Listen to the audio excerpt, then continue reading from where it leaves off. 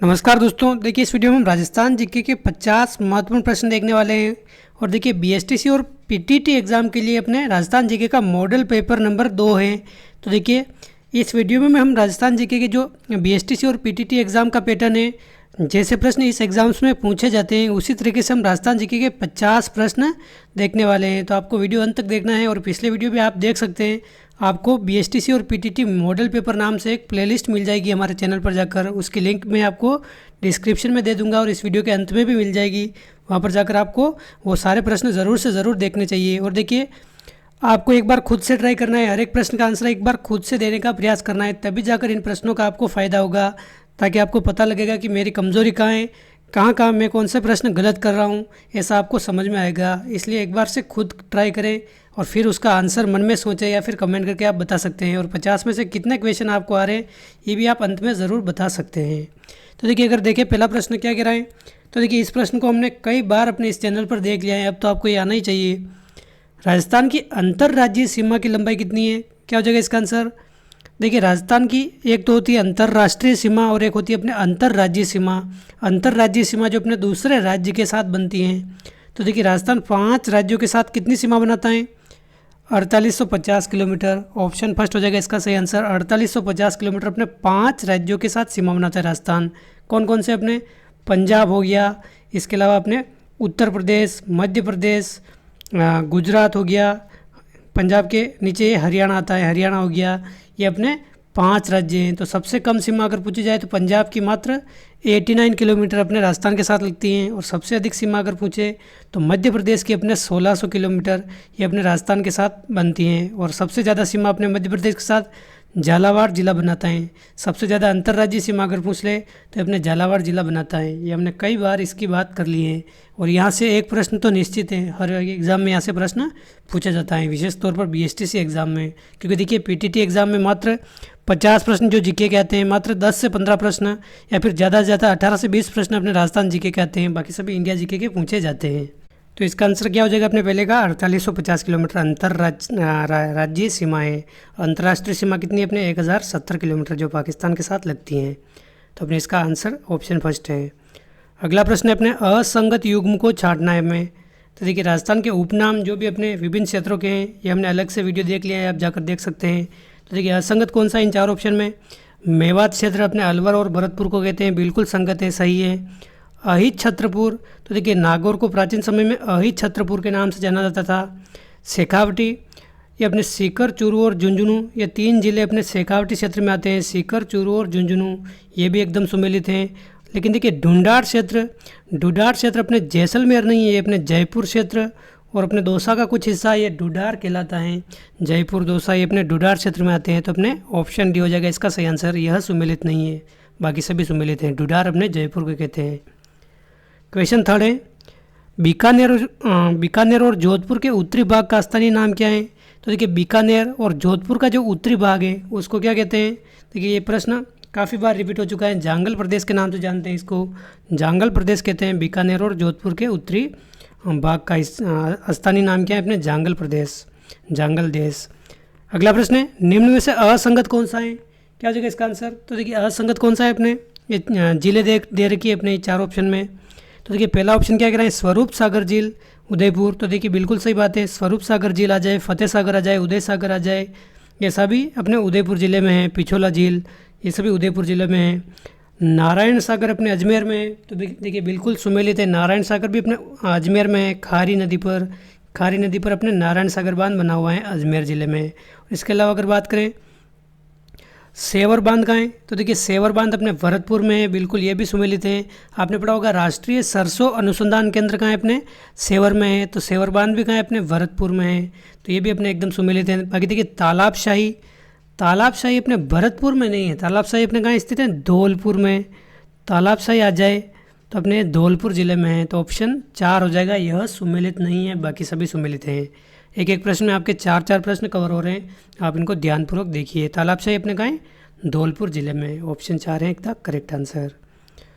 अगला प्रश्न है, खेत की ज़मीन से सिंचित पानी से फसल लेने की प्रक्रिया को क्या कहते हैं? तो देखिए खेत की ज़मीन से सिंचित पानी से फसल लेने की प्रक्रिया अपने खडिन कहलाती है। खडिन क्या है अपने? एक तरह से कह सकते हैं जल संरक्षण की एक प्राचीन तकनीक है। और इस खडीन का आविष्कार किसने किया था, ये हमने पहले देख लिया है। खडीन का आविष्कार करने वाले कौन है, पालीवाल ब्राह्मण। ये प्रश्न भी पूछा गया है, पालीवाल ब्राह्मणों ने अपने खडीन का आविष्कार किया है। मरुस्थल में अपने जल संरक्षण की एक परंपरागत तकनीक है। पालीवाल ब्राह्मणों ने खडीन पद्धति का आविष्कार किया था। क्वेश्चन 6 है, बांकली परियोजना किस जिले से संबंधित है। तो देखिए बांकली परियोजना क्या हो जाएगा इसका आंसर, जालोर जिले से संबंधित है बांकली परियोजना। और किस नदी पर है, सूकली नदी पर बनी हुई है अपने बांकली बांध। कहाँ, किस नदी पर, सूकली नदी पर बना हुआ है। तो ऑप्शन 2 हो जाएगा इसका सही आंसर। अगला प्रश्न है, मिट्टी में लवणीकरण की समस्या प्रायः किस क्षेत्र में पाई जाती है। तो देखिए मिट्टी में लवणीकरण की समस्या, तो देखिए ये क्वेश्चन आप थोड़ा दिमाग लगा कर भी कर सकते हैं। राजस्थान में अधिकांश जिले जो खारे पानी की हैं, खारे पानी की, ये किस क्षेत्र में अधिकांश, ये अपने शुष्क क्षेत्र यानी कि जो बाड़मेर हो गया, नागौर हो गया, जयपुर हो गया, मुख्य रूप से जो मरुस्थलीय क्षेत्र है, शुष्क क्षेत्र, उस क्षेत्र में है। तो लवणीकरण की सबसे ज़्यादा समस्या भी किस क्षेत्र में होगी, अपने शुष्क क्षेत्र में हो जाएगी। तो ऑप्शन फर्स्ट हो जाएगा इसका सही आंसर। और देखिए लवणीकरण दो तरह से हो सकती है, अम्लीयता और क्षारीयता मिट्टी में।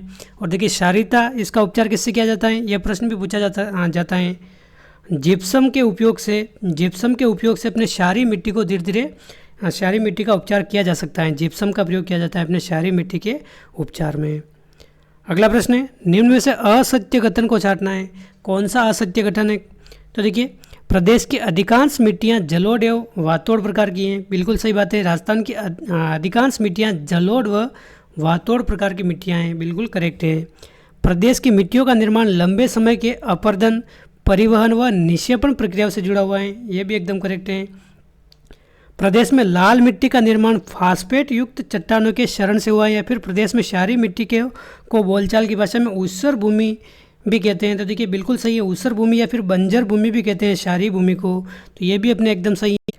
तो इसका आंसर क्या हो जाएगा सही अपने, असंगत कौन सा है, असत्य अपने ऑप्शन थर्ड हो जाएगा इसका सही आंसर। लाल मिट्टी का निर्माण अपने फास्फेट युक्त चट्टानों के शरण से नहीं हुआ है। ये अपने लाल मिट्टी में कौन से कण पाए जाते हैं, सिलिका व आयरन युक्त ऑक्साइड के कण पाए जाते हैं, सिलिका व आयरन से युक्त। तो अपना ऑप्शन थर्ड हो जाएगा इसका सही आंसर, यह असत्य है। अगला प्रश्न है, राजस्थान का एकमात्र पक्षी चिकित्सालय कहाँ स्थापित है। देखिए प्रश्न 2 से 3 बार पूछा गया है, BSTC एग्जाम में काफ़ी बार रिपीट हो गया है प्रश्न। तो देखिए राजस्थान का एकमात्र पक्षी चिकित्सालय अपने जयपुर में है। ऑप्शन 2 हो जाएगा इसका सही आंसर, जयपुर में स्थित है एकमात्र पक्षी चिकित्सालय। अगला प्रश्न है, खिंचन गांव किसके लिए प्रसिद्ध है। तो देखिए खिंचन गांव अपने कुर्जा पक्षी के लिए प्रसिद्ध है, कुर्जा पक्षी के लिए। कुर्जा पक्षी विहार अगर पूछा जाए तो कहाँ स्थित है, अपने खिंचन जोधपुर में स्थित है अपने कुर्जा पक्षी विहार अभ्यारण्य। तो अपने ऑप्शन 4 हो जाएगा इसका सही आंसर। प्रश्न 11 है, प्रदेश में बंजर भूमि का सर्वाधिक क्षेत्रफल किस जिले में पाया जाता है। तो देखिए बंजर भूमि का सर्वाधिक क्षेत्रफल ये अपने जैसलमेर जिले में पाया जाता है। बंजर भूमि या फिर व्यर्थ भूमि अगर पूछ ले तो इसका सबसे ज़्यादा क्षेत्रफल अपने जैसलमेर जिले में पाया जाता है। और देखिए जैसलमेर में आपने पढ़ा होगा, जैसलमेर अपने राजस्थान का सबसे बड़ा जिला है अगर क्षेत्रफल की दृष्टि से देखें। क्षेत्रफल इसका कितना है, अपने 38,401 वर्ग किलोमीटर। और देखिए जनसंख्या की दृष्टि से देखें तो अपने सबसे छोटा जिला कौन सा है, जैसलमेर जिला जनसंख्या के हिसाब से सबसे छोटा है और क्षेत्रफल के हिसाब से सबसे बड़ा है। और देखिए जनसंख्या यहाँ पर कम क्यों निवास करती हैं, तो देखिए सबसे ज़्यादा यहाँ पर व्यर्थ भूमि है, बंजर भूमि है, बारिश कम होती है। तो सिंपल सी बात है, संसाधन कम होंगे जहाँ पर जनसंख्या कम होगी। तो अपने ऑप्शन 4 हो जाएगा इसका सही आंसर। जैसलमेर जिला अपने सबसे ज़्यादा व्यर्थ भूमि और बंजर भूमि का क्षेत्र है। तो ऑप्शन 4 है इसका सही आंसर। अगला प्रश्न है, प्रदेश में जिस खाद्यान्न व तिलहन का उत्पादन सर्वाधिक होता है वो कौन सी फसल है। तो देखिए किस खाद्यान्न व तिलहन का उत्पादन सर्वाधिक होता है, तो देखिए सरसों हो गया, गेहूँ हो गया, राई हो गया। ऑप्शन फर्स्ट हो जाएगा इसका सही आंसर। इसका उत्पादन सबसे ज़्यादा होता है राजस्थान में। चारों ऑप्शन आप ढंग से पढ़ सकते हैं, आंसर आप कमेंट भी कर सकते हैं साथ साथ, राई, सरसों व गेहूँ। अगला प्रश्न है, बोरकुंड दक्षिणी राजस्थान का अंतिम छोर किस जिले में स्थित है। तो देखिए अपने राजस्थान आपने स्थिति और विस्तार पढ़ा होगा, आप हमारा वीडियो भी जाकर देख सकते हैं, पूरा टॉपिक आपके प्रश्नों के माध्यम से कवर हो जाएगा। तो देखिए स्थिति और विस्तार में आपने पढ़ा होगा, सबसे ऊपरी यानी कि उत्तरी गांव कौन सा है, अपने उत्तरी बिंदु कौन सा है, कोणा गांव जो अपने गंगानगर में है। और सबसे दक्षिणी कौन सा है, अपने बोरकुंड गांव जो अपने बांसवाड़ा ज़िले में है। तो यहाँ पर बोरकुंड के बारे में पूछा है, बोरकुंड किस ज़िले में, अपने बांसवाड़ा ज़िले में है।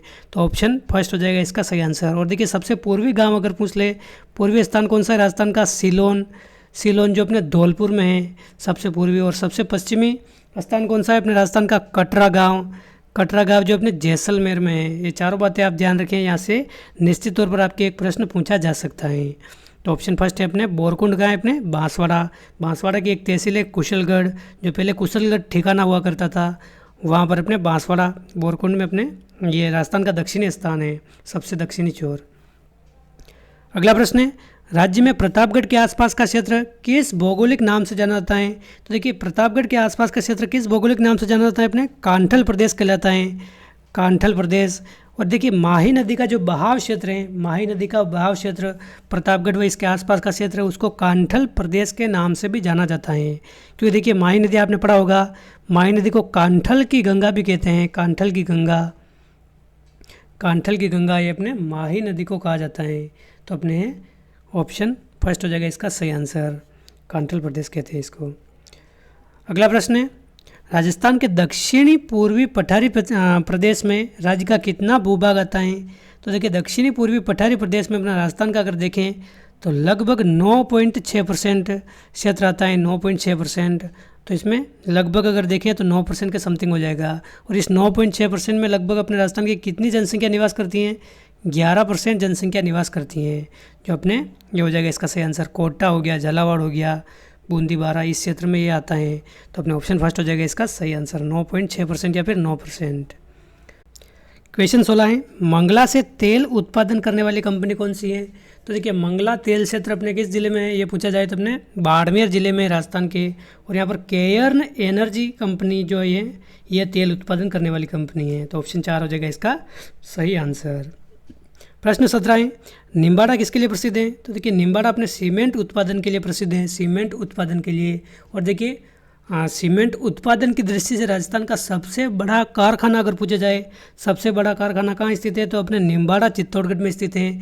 जेके सीमेंट कारखाना यहाँ पर स्थित है, जेके सीमेंट। तो आप ध्यान रखें, सीमेंट उत्पादन की दृष्टि से अपने सबसे ज़्यादा अग्रणी स्थान कौन सा है, निम्बाड़ा। और सबसे ज़्यादा अगर सभी सीमेंट का उत्पादन कहाँ से किया जाता है, तो ये अपने निम्बाड़ा किस जिले में, चित्तौड़गढ़ जिले में ही है। चित्तौड़गढ़ जिले में भी काफ़ी सारी यहाँ पर उद्योग कार्यरत हैं, काफ़ी सारी फैक्ट्रियाँ हैं सीमेंट उत्पादन की। तो आप ध्यान रखिए अपने सीमेंट उत्पादन के लिए निम्बाड़ा प्रसिद्ध है। अगला प्रश्न है, राजस्थान में सरसों तेल उद्योग का सबसे बड़ा केंद्र कौन सा है। तो देखिए यह प्रश्न भी आप आराम से कर सकते हैं। इसका आंसर अगर आपने पढ़ा हो, राष्ट्रीय सरसों अनुसंधान केंद्र कहाँ है, सेवर भरतपुर में। तो इससे ही थोड़ा बहुत आपको आइडिया लग जाएगा। तो देखिए सरसों का उत्पादन राजस्थान में सबसे ज़्यादा किस जिले से होता है, भरतपुर जिले से होता है। तो सरसों तेल उद्योग का सबसे बड़ा केंद्र भी अपने भरतपुर ही हो जाएगा। तो ऑप्शन 3 है अपना एकदम करेक्ट आंसर। अगला प्रश्न है, नोटों की स्याही बनाने का कारखाना राज्य में कहाँ स्थित है। काफ़ी महत्वपूर्ण प्रश्न है, पूछा जा सकता है। तो देखिए नोटों की स्याही बनाने का कारखाना अपने भिवाड़ी अलवर में स्थित है। तो अपने ऑप्शन 4 है इसका सही आंसर, भिवाड़ी में स्थित है। राजस्थान का सबसे अधिक क्षमता का विद्युत उत्पादन केंद्र कौन सा है, प्रतापगढ़, जामरकोटला, रावतभाटा या सूरतगढ़। तो देखिए इन चारों में अगर बात करें तो सूरतगढ़ सबसे अधिक विद्युत उत्पादन करता है, सूरतगढ़। और वर्तमान संदर्भ में अगर देखें तो छबड़ा जो अपने हैं 12 ये सबसे प्रमुख हैं। और उसके बाद अपने सूरतगढ़ जो अपने गंगानगर में है। तो इसका आंसर क्या हो जाएगा इन चारों में, सूरतगढ़ हो जाएगा, जो अपने गंगानगर जिले में स्थित है। अगला प्रश्न है, रामगढ़ ताप विद्युत गृह कहाँ स्थित है। तो देखिए रामगढ़ ताप विद्युत गृह अगर बात करें तो अपने जैसलमेर जिले में स्थित है। और देखिए गैस विद्युत परियोजना है, गैस आधारित विद्युत परियोजना है अपने जैसलमेर। ऑप्शन 2 हो जाएगा इसका सही आंसर। प्रश्न 22 है, राजस्थान की प्रथम संगमरमर मंडी कहाँ विकसित की गई है। तो देखिए राजस्थान की प्रथम संगमरमर मंडी अपने किशनगढ़ अजमेर में विकसित की गई है। ऑप्शन 2। भारत में गरीबी की अवधारणा एक निरपेक्ष अवधारणा है, क्यों। क्योंकि देखिए निरपेक्ष अवधारणा क्यों है भारत में गरीबी, क्योंकि देखिए इसे न्यूनतम कैलोरी उपभोग से जोड़ा गया है, इसलिए यह गरीबी की निरपेक्ष अवधारणा है भारत में। तो ऑप्शन 4 हो जाएगा इसका सही आंसर। अगला प्रश्न है, स्वर्ण जयंती शहरी रोजगार योजना में समावित किए गए कार्यक्रम कौन से हैं। तो देखिए स्वर्ण जयंती शहरी रोजगार योजना में समावित किए गए कार्यक्रम नेहरू रोजगार योजना यह है। प्रधानमंत्री का समन्वित शहरी गरीबी उपशमन कार्यक्रम ये भी हैं। शहरी गरीबों के मूलभूत कार्यक्रम ये भी हैं। तो उपयुक्त सभी हो जाएगा इसका सही आंसर ऑप्शन 4 उपयुक्त सभी। मंडोर एक्सप्रेस किन नगरों के बीच चलती हैं? तो देखिए प्रश्न 25वां क्या कह रहा है अपने, मंडोर एक्सप्रेस अपने दिल्ली और जोधपुर इन दोनों के बीच चलती हैं। मंडोर अपने कहाँ है? जोधपुर में, जहाँ रावण का ससुराल था। कहते हैं मंदोदरी अपने मंडोर की निवासी थी। तो देखिए दिल्ली और जोधपुर के बीच चलती है अपने मंडोर एक्सप्रेस। तो अपने ऑप्शन फर्स्ट हो जाएगा इसका सही आंसर। और देखिए एक नाम आता है अपने थार एक्सप्रेस का। यह प्रश्न अपने बीएसटीसी एग्जाम में ही विगत 3 वर्षों से पूछा जा रहा है, काफ़ी महत्वपूर्ण प्रश्न है। तो देखिए थार एक्सप्रेस अगर आप देखा जाए तो देखिए मुनाबाव व खोखरापार रेल को क्या नाम दिया गया है? मुनाबाव व खोखरापार रेल को। तो ये थार एक्सप्रेस है। थार एक्सप्रेस अपने भारत और पाकिस्तान के बीच चलने वाली एक अंतर्राष्ट्रीय रेल है। देखिए वर्तमान संदर्भ में अगर बात करें तो ये वर्तमान में बंद है, जो अपने पुलवामा अटैक हुआ था और धारा 370 जब से हटाई है उसके बाद से ये थार एक्सप्रेस वर्तमान में बंद कर दी गई है। तो देखिए ये अपने अंतर्राष्ट्रीय रेल हैं अपने थार एक्सप्रेस। और देखिए भारतीय सीमा में अंतिम रेलवे स्टेशन कौन सा है? अपने मुनाबाव, जो अपने बाड़मेर ज़िले में है। मुनाबाव बाड़मेर ज़िले में। और पाकिस्तानी सीमा में भारत के नज़दीक अपने अंतिम रेलवे स्टेशन कौन सा है? खोखरापार। तो ये भी आप ध्यान रखें, खोखरापार तो अपने पाकिस्तान में है, मुनाबाव अपने बाड़मेर में है। क्योंकि देखिए आप सभी को पता होगा गंगानगर हो गया, अपने बाड़मेर, जैसलमेर, बीकानेर, इन 4 जिलों की पाकिस्तान के साथ सीमा लगती हैं। तो देखिए बाड़मेर में मुनाबाव रेलवे स्टेशन स्थित हैं, जो बिल्कुल पाकिस्तान की सीमा से नज़दीक हैं। तो अपने थार एक्सप्रेस हो जाएगा इसका सही आंसर ऑप्शन फर्स्ट। अगला प्रश्न है, विख्यात स्मारक 2.5 दिन का झोपड़ा वहाँ तत्कालीन संस्कृत महाविद्यालय का निर्माण किसके द्वारा कराया गया था? तो देखिए ये प्रश्न हमने काफ़ी बार देख लिया है, आपको याद होगा। तो देखिए 2.5 दिन का झोपड़ा क्या है? वर्तमान के संदर्भ में अगर बात करें तो एक तरह से मस्जिद है वर्तमान में ये 2.5 दिन का झोपड़ा। और पहले क्या था? ये एक संस्कृत महाविद्यालय था। इसका निर्माण किसने कराया था? तो देखिए अजमेर के जो चौहान शासक थे विग्रहराज चतुर्थ, जिनको बीसल देव भी कहा जाता है, बीसल देव। तो बीसल देव ने संस्कृत महाविद्यालय का निर्माण कराया था अजमेर में। लेकिन देखिए इसको बाद में मोहम्मद घोरी के आदेश पर कुतुबुद्दीन ऐबक ने तुड़वा दिया था और मात्र 2.5 दिनों में ही इसको मस्जिद का रूप दे दिया था, मस्जिद का रूप। तो इसको 2.5 दिन या फिर 2.5 दिन का झोपड़ा कहा जाता है। ये अपने मस्जिद है, अजमेर जिले में स्थित है। ऑप्शन 4 हो जाएगा। विग्रहराज चतुर्थ ने इसको संस्कृत महाविद्यालय का रूप दिया था, जिसको बाद में तुड़वा दिया गया। अगला प्रश्न है, राजस्थान का कौन सा वह दुर्ग है जहाँ बनास, मेनाल व बेड़स नदियों का संगम होता है? तो देखिए ऐसा कौन सा दुर्ग है जहाँ बनास नदी, मेनाल नदी व बेड़स नदियों का संगम होता है? तो देखिए अपने त्रिवेणी संगम, जब आपने पढ़ा होगा त्रिवेणी संगम, उसमें आपने पढ़ा होगा मेनाल, बेड़स व बनास नदियों के संगम पर एक त्रिवेणी संगम स्थित है, जो अपने बिगोद, मांडलगढ़, भीलवाड़ा में स्थित हैं।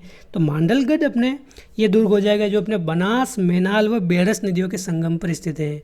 बनास, मेनाल व बेड़स नदियों के संगम पर। ऑप्शन 2 है इसका करेक्ट आंसर। त्रिवेणी संगम अगर आप देखना चाहते हैं तो अलग से वीडियो मैंने आपको करवा दिया है, आप त्रिवेणी संगम बाई इसके बराला सर्च कर सकते हैं। इंद्रगढ़ का किला कहाँ पर स्थित है? तो देखिए इंद्रगढ़ का किला अगर देखें तो किस जिले में है? अपने बूंदी जिले में। ऑप्शन 2 हो जाएगा इसका सही आंसर। बूंदी जिले में अपने इंद्रगढ़ का किला स्थित है। इंद्रसाल हाड़ा ने इसका निर्माण कराया था। तो ऑप्शन 2 है इसका सही आंसर। प्रश्न 30 है अपने, अकबर ने अपनी 1570 की नागौर यात्रा के समय जोधपुर दुर्ग किसको सुदूर कर दिया था? तो देखिए नागौर दरबार अकबर के द्वारा कब लगाया गया था? तो 1570 में नागौर दरबार का आयोजन किया था अपने अकबर ने 1570 में। तो देखिए अपने जोधपुर दुर्ग उस समय किसको सुदूर किया था? क्या हो जाएगा इसका आंसर? तो देखिए राय सिंह जो अपने बीकानेर के थे, इनको अपने जोधपुर दुर्ग सुदूर कर दिया था। तो ऑप्शन 3 हो जाएगा इसका सही आंसर, राय सिंह बीकानेर। प्रश्न 31 है, हरिहर मंदिर, महावीर स्वामी मंदिर, पिपलाद देवी मंदिर, खोखरी माता आदि मंदिर कहाँ स्थित हैं?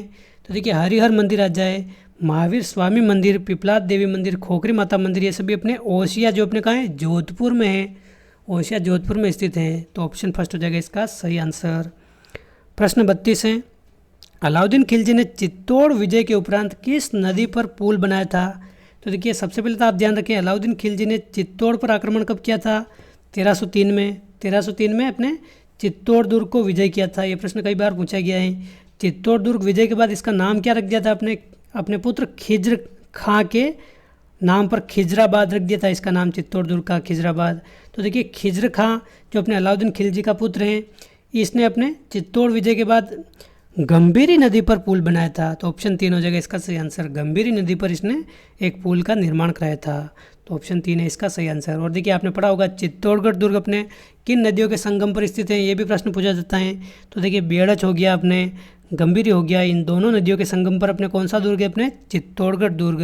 और देखिए एक प्रश्न काफ़ी पूछा जाता है झालावाड़ के बारे में। झालावाड़ दुर्ग, झालावाड़ में जो अपने गागरोन दुर्ग है, गागरोन दुर्ग वो किस नदी पर स्थित है, अपने काली सिंध व आहू नदियों के संगम पर। काली सिंध व आहू नदी के संगम पर अगर पूछ ले तो अपने गागरोन दुर्ग स्थित है। गागरोन दुर्ग जो अपने जल दुर्ग की श्रेणी में आता है। और चित्तौड़गढ़ अगर दुर्ग पूछ ले तो बेड़च व गंभीरी नदी के संगम पर स्थित है। ये दोनों प्रश्न पूछे गए हैं और सबसे ज़्यादा अपने गागरोन दुर्ग वाला पूछा गया है। काली सिंध व आहू नदी के संगम पर स्थित है ये। अगला प्रश्न है प्रश्न 33वां, नौह, जोधपुरा, विराटनगर, सुनारी किस सभ्यता का प्रतिनिधित्व करते हैं। तो देखिए नौह, जोधपुरा, विराटनगर जो अपने जिसको बेराट के नाम से भी जानते हैं, सुनारी, ये सभी आर्य सभ्यता हैं। इन चारों ऑप्शन को आप पढ़ सकते हैं। आर्य सभ्यता है अपने लोह युगीन, अगर आ जाए लोह युगीन या फिर आर्य सभ्यता कौन सी है अपने, तो ये चारों हैं। और देखिए यहाँ पर मौर्य संस्कृति के साक्ष्य भी मिले हैं। और विराटनगर से अपने महाभारत कालीन साक्ष्य भी मिले हैं। तो ये आप ध्यान रखें। और देखिए नौह कहाँ स्थित है अपने, ये इनके आप स्थान भी ध्यान रखें। जिले कौन से हैं अपने, नौह अपने भरतपुर में है। जोधपुरा अपने जोधपुर में नहीं है, ये अपने जयपुर में है। जयपुर में अपने कोटपुतली तहसील में अपने जोधपुरा स्थित हैं। विराटनगर अपने जिसको बेराट के नाम से जानते हैं, ये भी जयपुर में है। और अपने सुनारी सभ्यता कहाँ स्थित है, तो देखिए सुनारी सभ्यता अपने किस ज़िले में है, क्या हो जाएगा इसका आंसर, आप कमेंट करके बता सकते हैं। सुनारी वाला कमेंट करके बता सकते हैं। जो भी सही आंसर देगा उसको मैं लाइक कर दूंगा। सुनारी वाला आपको कमेंट करके बताना है। आपने पढ़ा होगा, मैंने इसको अलग से प्रश्न करा दिया है सुनारी वाला, तो आप कमेंट करके बता सकते हैं पिछले वीडियो अगर आपने देखे हैं तो। अगला प्रश्न है मध्यकालीन भारत में खिजराबाद के नाम से किस शहर को जाना गया था। तो देखिए खिजराबाद की हमने अभी बात की है। चित्तौड़गढ़ को विजय के उपरांत इसका नाम क्या रख दिया था, खिज्र खां के नाम पर आपने खिजराबाद रख दिया था। 1303 में अलाउद्दीन खिलजी ने यहाँ पर आक्रमण किया था। तो ऑप्शन 3 हो जाएगा इसका सही आंसर।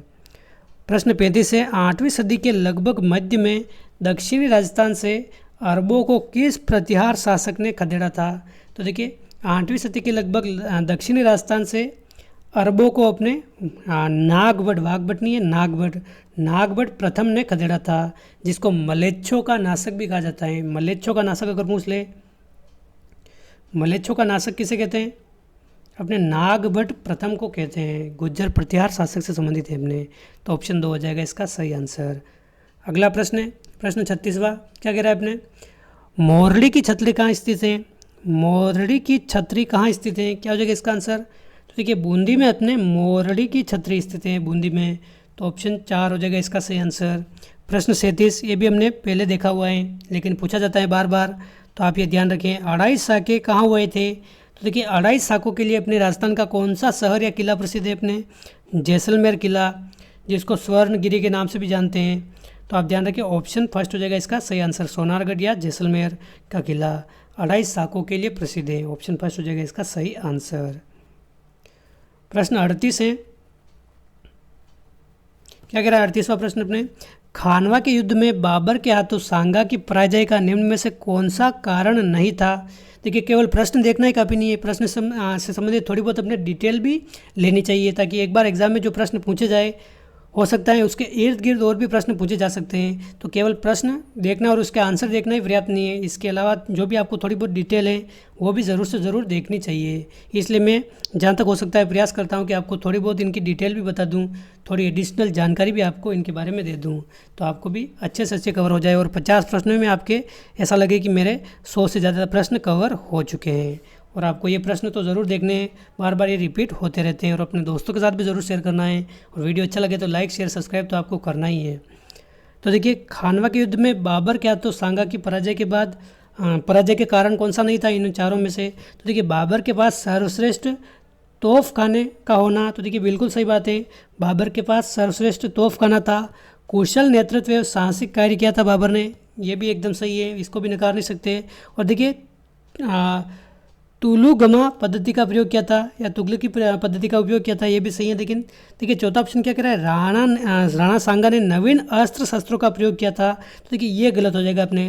राणा सांगा ने नवीन अस्त्र शस्त्रों का प्रयोग नहीं किया था, वही पुराने अस्त्र व पुरानी पद्धति से युद्ध करने आ गए थे। क्योंकि देखिए एक बार तो बाबर को खदेड़ दिया था, उसी सांस के साथ वापस इन्होंने सोचा कि मतलब वापस इनको खदेड़ देंगे हम, तो मतलब पुरानी पद्धति से अपने युद्ध करने आ गए थे, इसलिए हार का सामना करना पड़ा था। तो देखिए खानवा का युद्ध कब हुआ था, तो इसका आंसर आप पहले देख लीजिए, ऑप्शन 4 इसका हो जाएगा सही आंसर। और खानवा का युद्ध अगर पूछा जाए तो 1527 में अपने खानवा का युद्ध होता है 17 मार्च 1527 के दिन, तो आप ये भी ध्यान रखें। और इसका आंसर क्या हो जाएगा, ऑप्शन 4 हो जाएगा एकदम करेक्ट आंसर। अगला प्रश्न है, एक विशेष जल पात्र जो केवल बीकानेर में बनाया जाता है वह किस पशु के चमड़े से बनता है। तो देखिए बीकानेर में जो एक जल पात्र है ऊंट के चमड़े से बनता है। विशेष जल पात्र जो बीकानेर का है ऊंट के चमड़े से बनता है। और इस जल पात्र का नाम क्या है, कॉफी या फिर कॉफ़ी, ये इस जल पात्र का नाम है जो ऊंट के चमड़े से बनाया जाता है और जल भरने का पात्र है। ऑप्शन फर्स्ट हो जाएगा इसका सही आंसर। अगला प्रश्न है, पाती मांगना किस जनजाति में सर्वाधिक प्रचलित है। तो क्या हो जाएगा इसका आंसर, पाती मांगना अपने कंजर जनजाति में प्रचलित है। और देखिए कंजर जनजाति राजस्थान की ऐसी जनजाति है जो अपराध प्रवृत्ति के लिए अपने कुख्यात प्रजाति एक तरह से कह सकते हैं, कंजर जनजाति हैं तो अपने ये। और देखिए सबसे विशेष बात अगर पूछी जाए, राजस्थान की ऐसी कौन सी जनजाति है जो अपने एकजुट होकर रहती है, मतलब एकता का प्रतीक। सबसे ज़्यादा एकता किस जनजाति में है, ये अपने कंजर जनजाति में सबसे ज़्यादा एकता। और पाती मांगना ये अपने कंजर जनजाति में प्रचलित हैं। पाती कैसे मांगते हैं, जैसे देखिए अपराध करने से पूर्व अपने जो भी आराध्य देव है उसका आशीर्वाद लेने जाते हैं, आशीर्वाद लेने जाते हैं। तो अपने ये पाती मांगना इसको कहते हैं अपराध करने से पूर्व। क्योंकि देखिए भगवान तो सबके होते हैं, जो अपराध करते हैं चोरी करते हैं उनके भी होते हैं, जो एकदम ईमानदार हैं उनके भी होते हैं। तो अपराध करने से पूर्व पाती मांगती हैं अपने कंजर जनजाति। ऑप्शन 2 है इसका सही आंसर। अगला प्रश्न है, कौन सा नृत्य केवल पुरुषों का नृत्य है, गुड़ला, भवाई, गेर या घूमर। क्या हो जाएगा इसका आंसर। तो देखिए गुड़ला अपने स्त्री और पुरुष भी कर सकते हैं, घूमर भी अपने स्त्री करती हैं मुख्य रूप से, भवाई भी अपने मुख्य रूप से तो अगर देखा जाए पुरुष ही करते हैं, लेकिन कभी कभी महिला भी इसमें भाग लेती है। लेकिन देखिए गेर एक तरह से विशुद्ध रूप से अगर देखें गेर नृत्य तो ये अपने पुरुषों का नृत्य है। तो ऑप्शन कौन सा सही हो जाएगा, अपने ऑप्शन 3 हो जाएगा इसका सही आंसर। भील जनजाति का यह नृत्य है, भील जनजाति का अपने गेर नृत्य है। तो ऑप्शन 3 है करेक्ट आंसर। प्रश्न 42 है, भीलों के गांव का मुखिया क्या कहलाता है। तो देखिए भीलों के गांव का मुखिया अपने गमेती कहलाता है, गमेती। ऑप्शन 4 है इसका सही आंसर। और देखिए भील जनजाति के बारे में एक पूछा जाता है, कू या टापरा किसे कहते हैं।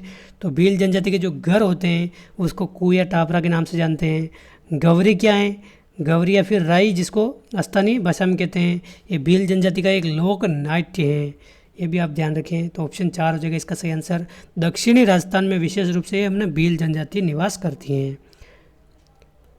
अगला प्रश्न है, निरंजनी संप्रदाय की प्रधान पीठ कहाँ स्थित है। तो देखिए निरंजनी संप्रदाय की प्रधान पीठ अपने देखा जाए तो गाढ़ा जो अपने नागौर में है, नागौर जिले में अपने जो गाढ़ा स्थान है यहाँ पर स्थित हैं। तो ऑप्शन 2 है इसका करेक्ट आंसर। और देखिए निरंजनी संप्रदाय की अगर बात करें तो इसके प्रवर्तक कौन है निरंजनी संप्रदाय के, क्या हो जाएगा इसका आंसर। तो देखिए संत हरिदास इसके प्रवर्तक हैं अपने निरंजनी संप्रदाय के। तो अपने ऑप्शन 2 हो जाएगा इसका सही आंसर। देखिए हरिदास को अपने हरि सिंह सांखला भी कहा जाता है, हरि सिंह सांखला इनका मूल रूप से नाम था संत हरिदास का। और देखिए ये संत बनने से पहले एक तरह से डाकू थे, संत बनने से पूर्व एक डाकू थे, इसलिए इनको देखिए पहले डाकू थे और बाद में ये संत बन गए। इसलिए देखिए वाल्मीकि भी इसी प्रकार के थे, वाल्मीकि भी पहले डाकू थे और बाद में संत बने, बाद में जाकर उन्होंने रामायण की रचना की। तो देखिए इसी प्रकार अपने संत हरिदास की कहानी है, इसलिए इनको राजस्थान का वाल्मीकि कहा जाता है। राजस्थान का अगर वाल्मीकि पूछ ले, राजस्थान का वाल्मीकि, तो ये कौन है अपने संत हरिदास, राजस्थान का वाल्मीकि।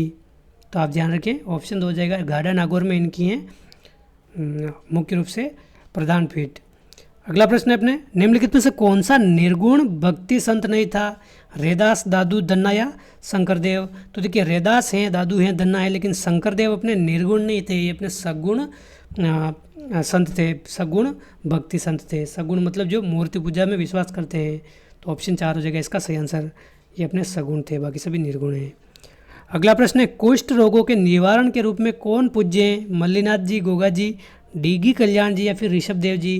तो देखिए, लोक देवता के संदर्भ में अगर बात करें, यहाँ पर अगर ऑप्शन में होता रामदेव जी, तो ये तो अपने कुष्ठ रोग के निवारण के रूप में और हैजा रोग निवारण के रूप में अपने रामदेव जी को जाना जाता है। लेकिन यहाँ पर रामदेव जी ऑप्शन में नहीं दे रखा है, तो कौन सा हो जाएगा इसका आंसर? तो देखिए, डीगी कल्याण जी को भी अपने कुष्ठ निवारक देवता के रूप में पूजा जाता है। डीगी कल्याण जी, इनका मंदिर कहाँ है? अपने टोंक के मालपुरा तहसील में अपने हैं डीगी स्थान पर। तो ऑप्शन 3 हो जाएगा इसका सही आंसर। और रामदेव जी को भी अपने कुष्ठ रोगों के निवारक के रूप में, हैजा रोग निवारक के रूप में पूजा जाता है। तो ऑप्शन 3 है इसका एकदम सही आंसर। और देखिए, अगला प्रश्न अपने रामदेव जी के बारे में है, रिखिया किसे कहा जाता है? तो देखिए, रिखिया अपने रामदेव जी के जो अपने मेघवाल जाति के भक्त होते हैं, मेघवाल जाति के भक्त, इनको रिखिया कहा जाता है। तो ऑप्शन 2 है इसका सही आंसर। देखिए, आप वीडियो ध्यानपूर्वक देख रहे हैं तो आपको बहुत अच्छा लग रहा होगा, मज़ा आ रहा होगा आपको पढ़ने में। और देखिए, लगातार रूप से मुझे उम्मीद है आपकी पढ़ाई भी जारी होगी। अगला प्रश्न है, जीण माता का मंदिर कहाँ स्थित है? देखिए, हर दूसरे एग्जाम में रिपीट होने वाला प्रश्न है और हमने भी कई बार इसको देख लिया है, लेकिन क्या करें, एग्जाम में प्रश्न आता है तो हमें बार बार देखना पड़ेगा। जब तक आपको याद नहीं होगा तब तक हम ये करवाते रहेंगे। तो देखिए, जीण माता का मंदिर अपने रेवासा सीकर में स्थित है, रेवासा सीकर में। तो अपने ऑप्शन 4 है इसका सही आंसर। और देखिए, सबसे लंबा लोकगीत अगर पूछा जाए, सबसे लंबा लोकगीत किस देवी का है? तो अपने जीण माता का है, ये भी आप ध्यान रखें। तो रेवासा शिखर में अपने जीण माता का मंदिर स्थित है। प्रश्न 48 है, असंगत युग्म को छांटना है, कौन सा अपने सही नहीं है? जोगनिया माता चित्तौड़गढ़, चौथ माता सवाई माधोपुर, भद्रकाली अपने गंगानगर व छिंच माता अपने बांसवाड़ा। क्या हो जाएगा इसका आंसर? तो देखिए, अपने भद्रकाली, इसमें ये थोड़ा सा डाउट है, 2 ऑप्शन इसमें गलत हैं, क्योंकि देखिए, जोगनिया माता अपने चित्तौड़गढ़ में नहीं है, इसमें भीलवाड़ा में है। भीलवाड़ा अधिकांश समय पढ़ने में मिलता है, कहीं चित्तौड़गढ़ दे रखा है, लेकिन ज़्यादा सही इसमें भीलवाड़ा रहेगा। भीलवाड़ा इसका करेक्ट आंसर है। और देखिए, भद्रकाली माता भी अपने ये गंगानगर में नहीं है, भद्रकाली माता अपने हनुमानगढ़ में है, हनुमानगढ़ में। तो इसमें 2 गलत हैं, बाकी अपने ये सही है। चौथ माता का मंदिर अपने सवाई माधोपुर में है, चौथ का बरवाड़ा सवाई माधोपुर।